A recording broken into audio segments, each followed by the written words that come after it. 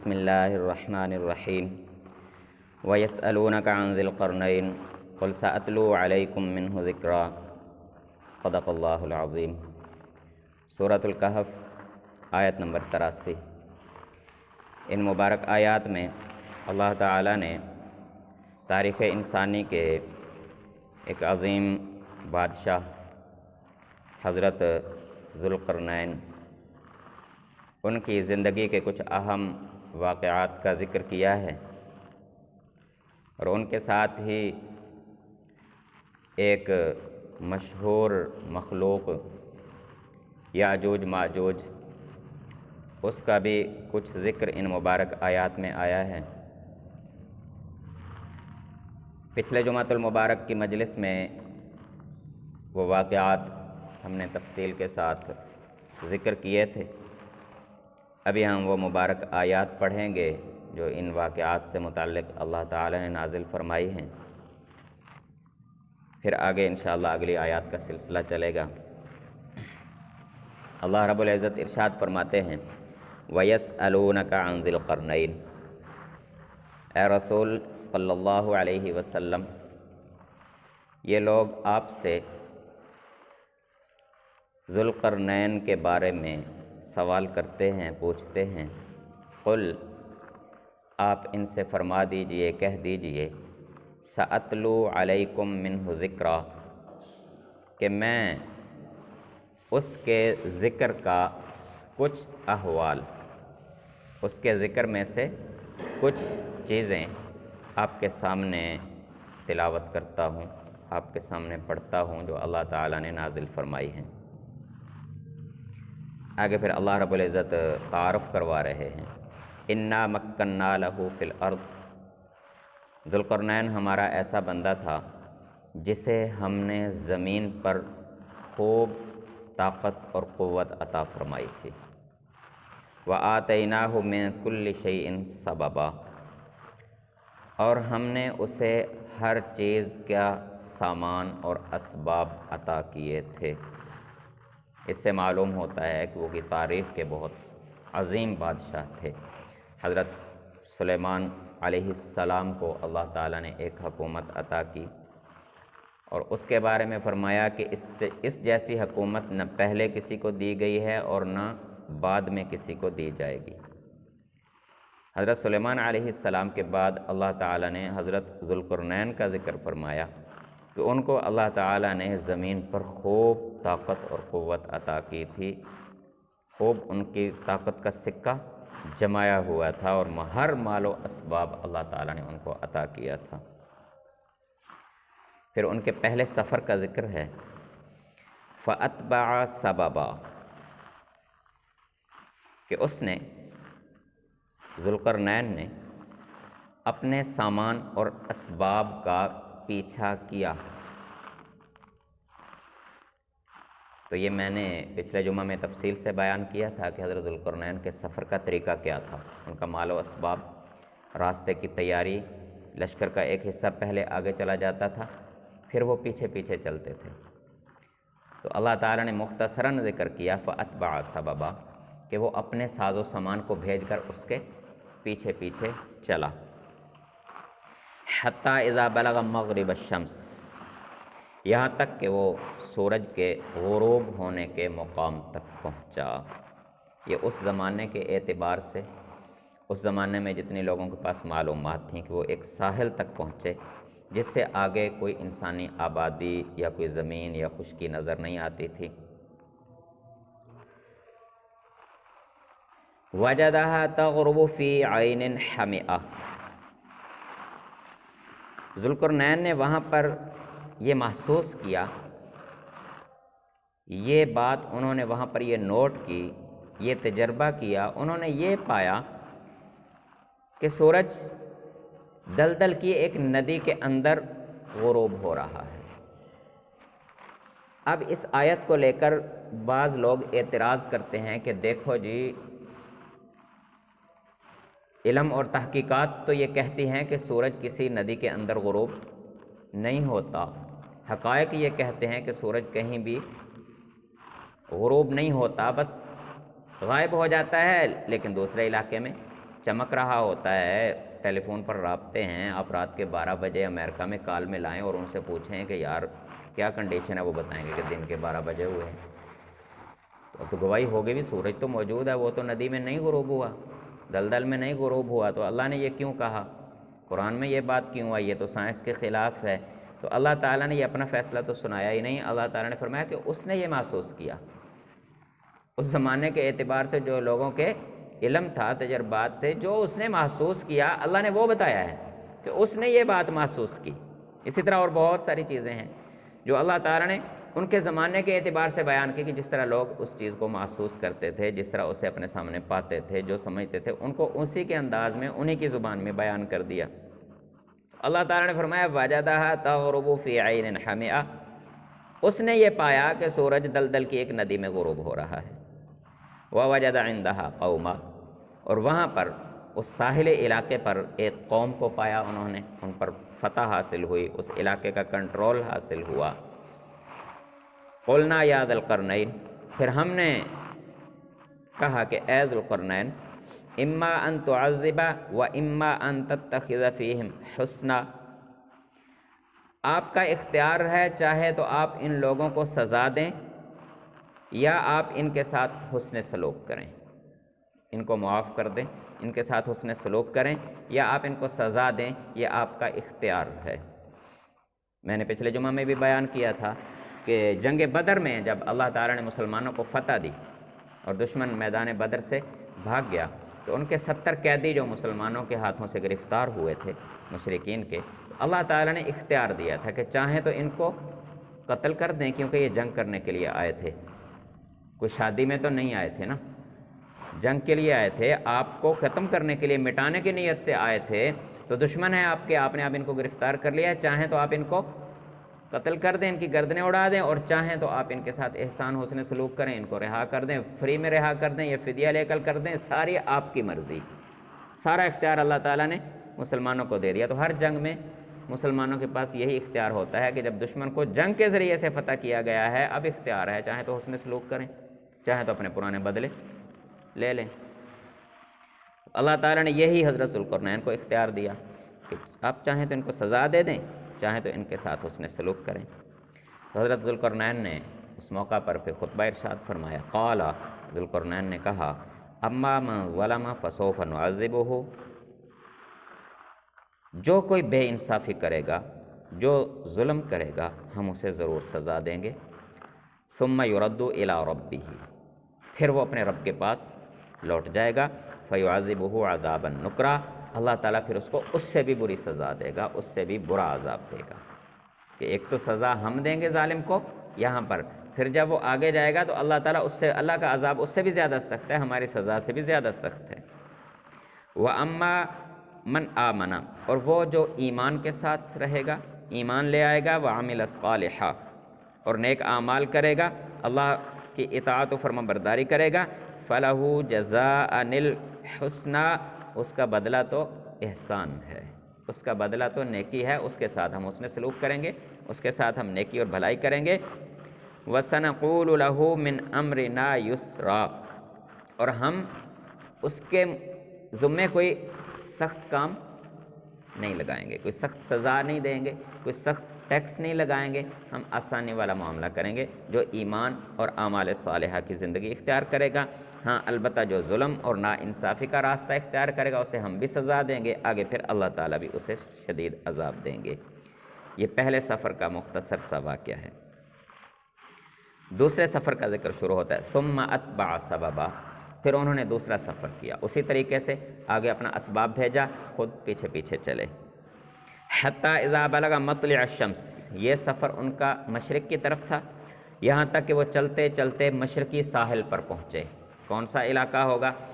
اس میں مختلف رائے ہیں مورخین کی کہ مشرقی ساحل پر پہنچے۔ اگر ہم ایشیا میں ہی زیادہ آبادی رہی ہے، پرانی تاریخ ساری کی ساری ہمارے براعظم ایشیا سے متعلق ہے، باقی براعظموں کے ساتھ رابطے بعد میں ہوئے ہیں، تو جہاں تک خشکی کا تعلق ہے، تو اگر ہم اندازہ لگائیں تو یہی ہو سکتا ہے کہ کہیں جاپان کے علاقوں میں پہنچے ہوں گے وہ، کہ جہاں پر سورج کا طلوع ہونا سامنے سمندر سے نظر آتا تھا اور اس کے آگے کوئی آبادی نہیں تھی۔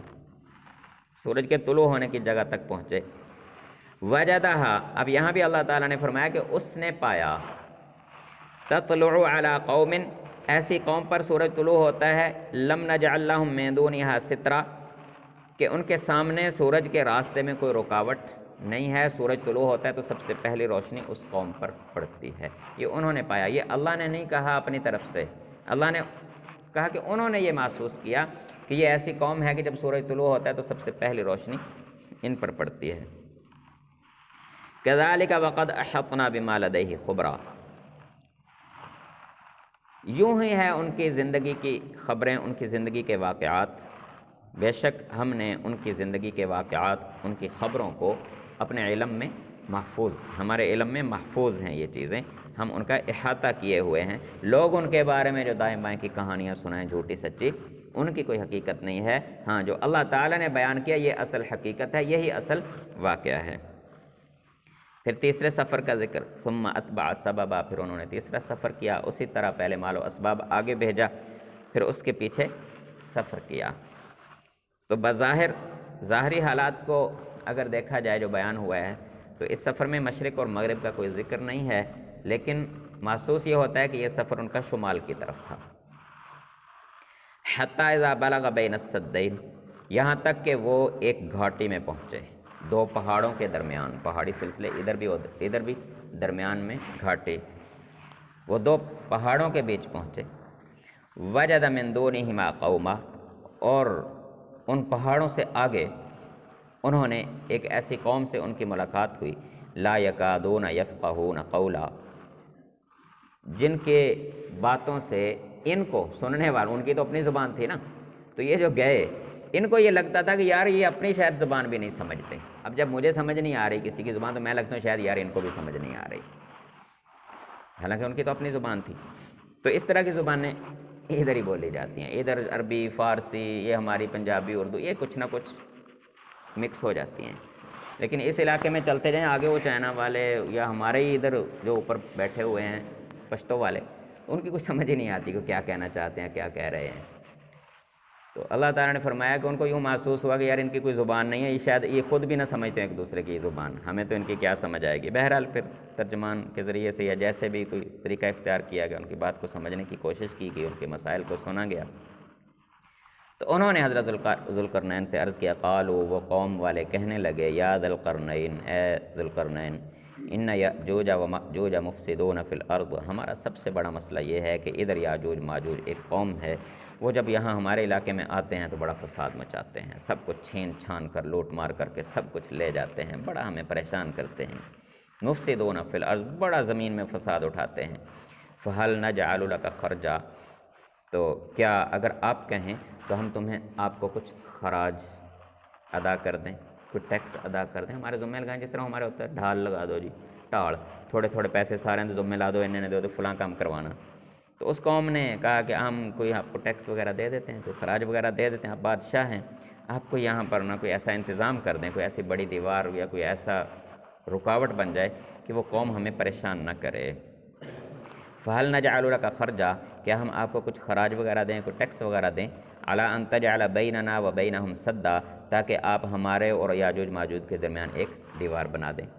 تو حضرت ذوالقرنین نے فرمایا کہ دیکھو اللہ تعالیٰ نے مجھے کسی چیز کی کمی نہیں دی ہے، جو ٹیکس تم نے مجھے دینا ہے نا، میرے خزانوں کے مقابلے میں وہ کچھ بھی نہیں ہے.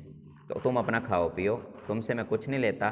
ہاں البتہ بندے ہمیں چاہیے کام کرنے والے، کیونکہ آپ کے علاقے میں اب اتنی مشقت پہاڑوں میں، اب ہم چلے جائیں پہاڑوں میں، ہم سے چڑھنا اترنا ہی مشکل ہو جاتا ہے، تو وہاں کام کرنا تو اور بھی مشکل ہوگا. یہاں کے بڑے بڑے طاقتور لوگ جو بڑے بڑے کام کر لیتے ہیں، پہاڑوں میں چڑھتے چڑھتے ہی ہانپ جاتے ہیں، کام آگے کیا کرنا. تو انہوں نے کہا کہ دیکھو خزانوں کی ہمارے پاس کمی نہیں ہے، ٹیکس ویکس ہم آپ سے نہیں لیتے، ہاں البتہ آپ اپنے بندے ضرور دیں کام کے لیے ساتھ ہمیں، تو پھر ہم آپ کے لیے یہ انتظام کر دیتے ہیں. اللہ تعالیٰ نے ہمیں حکومت دیا تو ہماری ذمہ داری ہے. تو دیکھیں اگر اللہ تعالیٰ کسی کو طاقت دے، قوت دے، کہیں پر کوئی افسر لگا دے، ہمارے بچوں میں سے کسی کو کوئی ذمہ داری دے، تو جو ماتحت ہیں یا قوم ہے جو ذمہ دار، اسے اتنے اچھے طریقے سے ادا کیا جائے. پھر جس طرح حضرت ذوالقرنین کا اللہ نے بیان فرمایا کہ انہوں نے اپنی قوم کے لیے کتنی آسانیاں پیدا کی، معافیوں کے اعلانات کیے، صرف مجرموں کو سزا دینے کا اعلان کیا، باقیوں کے لیے کہا کہ باقیوں کے لیے ہماری طرف سے کوئی مشکل نہیں پیدا کی جائے گی. تو ہمارے ہاں تو یہ ہوتا ہے کہ شریف بندے کے لیے سب سے زیادہ مشکل ہے، مجرم سب سے زیادہ کھلے پھرتے ہیں۔ اللہ معاف فرمائے۔ تعلیم و تربیت کی کمی ہے، ہمارے ہی بچے ہوتے ہیں یہ سارے جو آگے جاتے ہیں۔ پولیس میں کون ہے؟ ہمارے بچے گئے ہوئے ہیں نا۔ یہ تھانے دار، S H O, D P O کون ہے؟ یہ ہمارے بچے نہیں ہوتے۔ لیکن ہم ان کی تعلیم و تربیت بچپن سے اس انداز میں کریں کہ وہ دوسروں کے ساتھ احسان احساس والا معاملہ ہو، ان کی گھٹی میں یہ بات پڑ جائے کہ میں نے اپنے مقام پر کھڑے ہو کر اپنی قوم کے لیے آسانیاں پیدا کرنی ہیں مشکلات کی بجائے، تو ہماری تو جنت بن جائے۔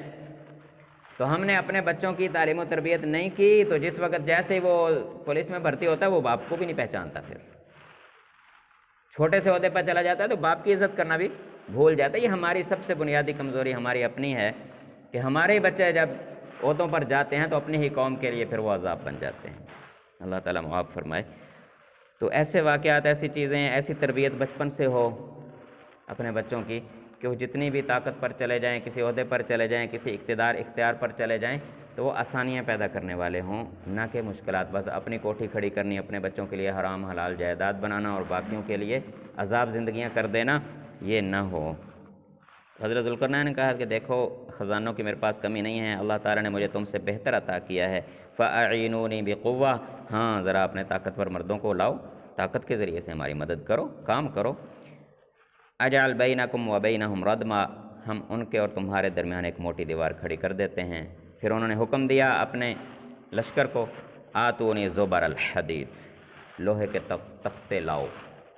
بس پھر لوہے کے پھٹے، لوہے کے بلاک جہاں سے ملے پوری سلطنت سے وہاں پر جمع کیے گئے، پھر ان کو ایک دوسرے کے اوپر چنائی کی گئی، حتی اذا ساوا بین الصدفین، یہاں تک کہ وہ دونوں پہاڑوں کے برابر تک چلے گئے۔